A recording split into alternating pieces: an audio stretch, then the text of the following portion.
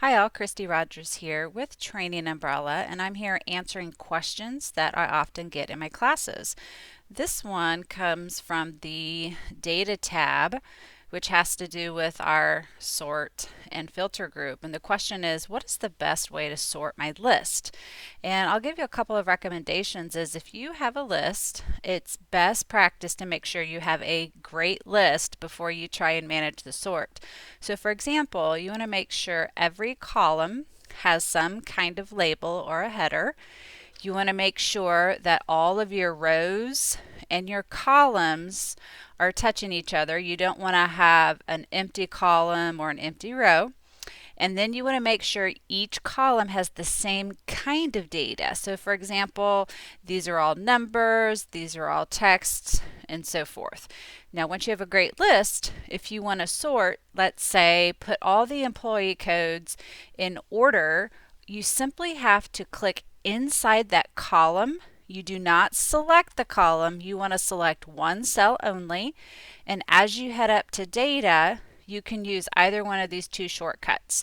The A to Z, I will give it a click, and quickly you can see now it's 1 through 40. Now if I wanted to go 40 at the top, I will now choose Z to A, and then I'll get the opposite direction. It's that simple.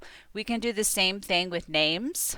So let's head over here to the name column and let's sort that A to Z, and we've got Adam listed first.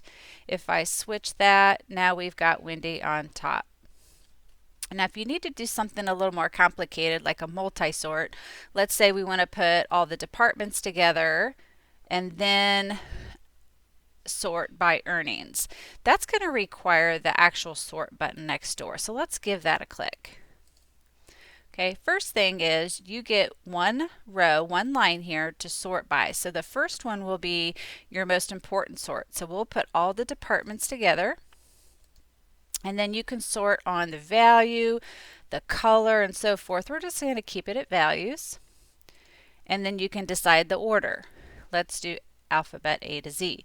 Now within each department I want to sort by earnings, so that's going to require us to add a level. Let's give that button a click. Then by appears, which will allow us from the drop down menu to choose earnings.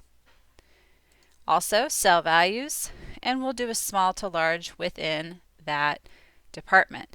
Now one thing you always want to check is that Excel understands that your data has headers, because without that checked it's not going to be as easy to choose which column you're sorting by. So let's see what we get. Alright, here we have it. We've got accounts together, and within all accounts we've got a low and a high earning value. Let's come down to admin. We got that group together, and we've got a low and a high. So it seems to be working out really well. So there you have it. You could use either the shortcuts for just a quick sort, or you could use the sort button, which will allow you to do multi-level sorts.